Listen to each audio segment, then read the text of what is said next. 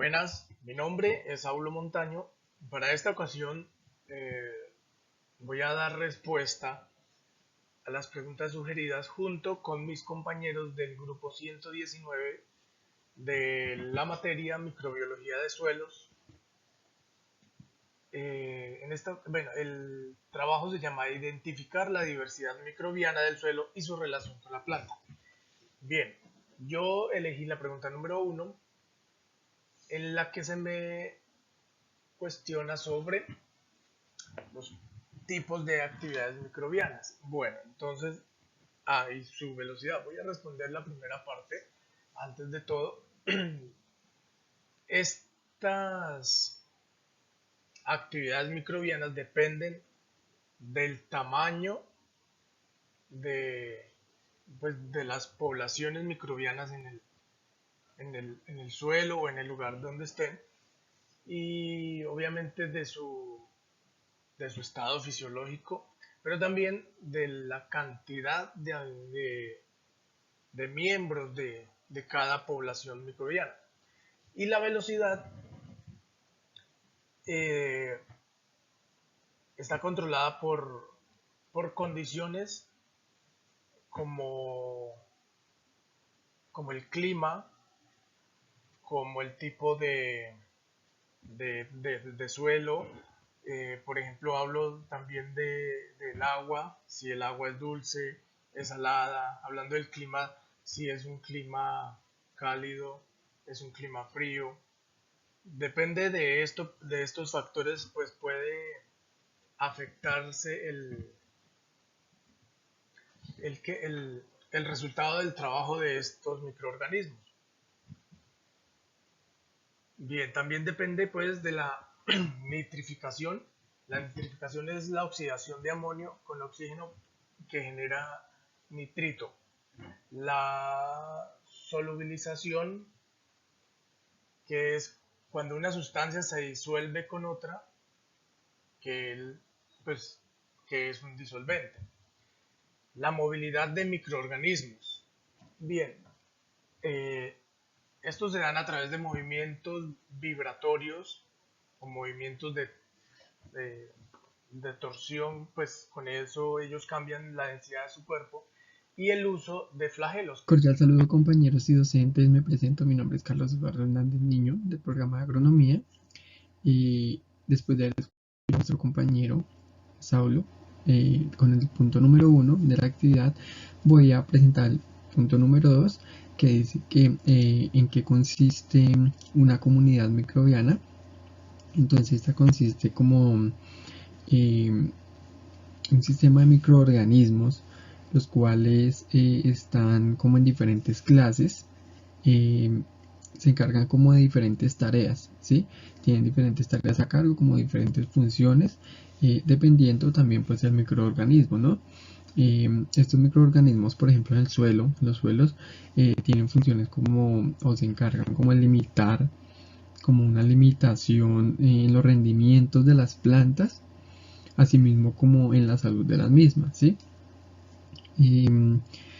Estas, estos microorganismos tienen como tal una organización microbiana, la cual se divide como en tres grupos o como en tres partes. La primera es como la organización en comunidades. Esto quiere decir que se organizan, una misma especie se organiza en comunidades, como en grupitos. Esto quiere decir que, ¿o para qué es? Para fortalecerse. Entre más sea grande la comunidad, pues es más fuerte como tal el microorganismo, ¿sí? O la comunidad microbiana. Y ahora tenemos las comunidades microbianas, las cuales se trata de, de que las poblaciones se juntan, ¿sí? En un espacio, en un hábitat, diferentes tipos de microorganismos, porque pues tenemos un grupo de un tipo, otro grupo del otro, pero se juntan en un mismo sitio, pues como para desarrollar diferentes tareas, y ahí es donde entramos a la parte del consorcio, ¿sí? se juntan dependiendo la función o la tarea que vayan a hacer, eh, se juntan para trabajar los diferentes grupos de microorganismos. Por ejemplo, se unirían, dependiendo la tarea, ¿no? Se unirían, digamos, por ejemplo, para aportar enzimas, los microorganismos que están interesados de pronto en una tarea específica, entonces juntan enzimas, aportan enzimas para completar, digamos, una vía metabólica, por decirlo así. Entonces vamos a darle paso ahora a nuestro compañero Wisman, que va a explicar el punto número 3 y el número 4.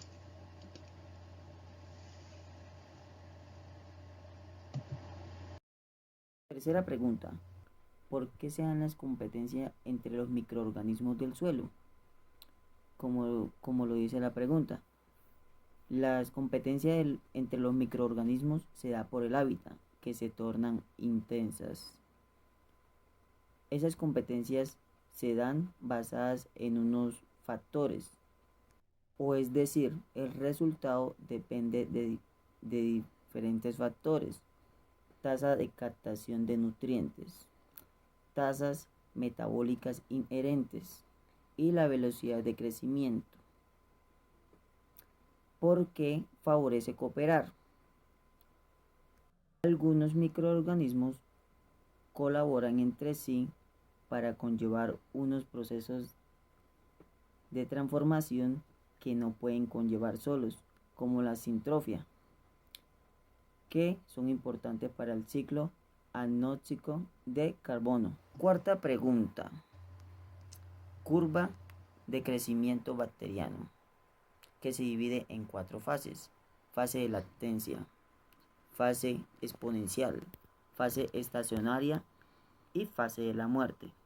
En la fase de lactancia, cultivo microbiano que inocula, es decir, crece o se reproducen, de tal manera que es un medio de adaptación en esa fase. La fase exponencial. En la fase exponencial, las células se duplican, dependiendo el lapso de tiempo, que puede ser corto o largo. La velocidad de crecimiento depende del clima y de las condiciones ambientales. Fase estacionaria. Cuando el crecimiento exponencial cesa, es decir, baja, se agotan los nutrientes o aumentan los desechos. Ahora, la fase de la muerte. ¿Qué quiere decir? Que son más células las que mueren que las células que se reproducen, se forman. Buenas noches, mi nombre es Yomar Escobar, estudiante de agronomía. Bueno, para dar continuidad a lo que vienen explicando mis compañeros, voy a explicar por medio de este mapa conceptual los mecanismos por los cuales los microorganismos pueden beneficiar a las plantas, de los cuales tenemos 4 tipos, empezando por modificación física del suelo, que es la que trata de explicar la diferencia entre las plantas y los animales, ya que las plantas no se pueden mover del lugar, a diferencia de los animales, y esto tiene que responder a los cambios climáticos que se hagan, cambios climáticos y ambientales. Los tipos de modificación puede ser el tamaño, número de órganos y el crecimiento. También tenemos secreción de fitohormonas, que se trata de explicar los tipos de hormonas vegetales, las cuales se denominan fitohormonas porque producen células que forman las glándulas. Su función es desarrollar un control adecuado en cuanto al crecimiento y desarrollo vegetal.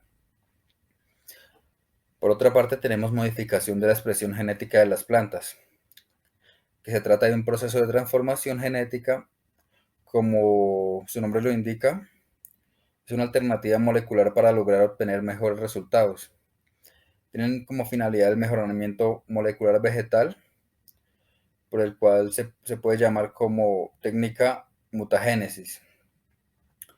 Bueno, por último tenemos adquisición de nutrientes para las plantas, que se trata de explicar el proceso de absorción por medio de las raíces que usan para alimentarse y para crecer.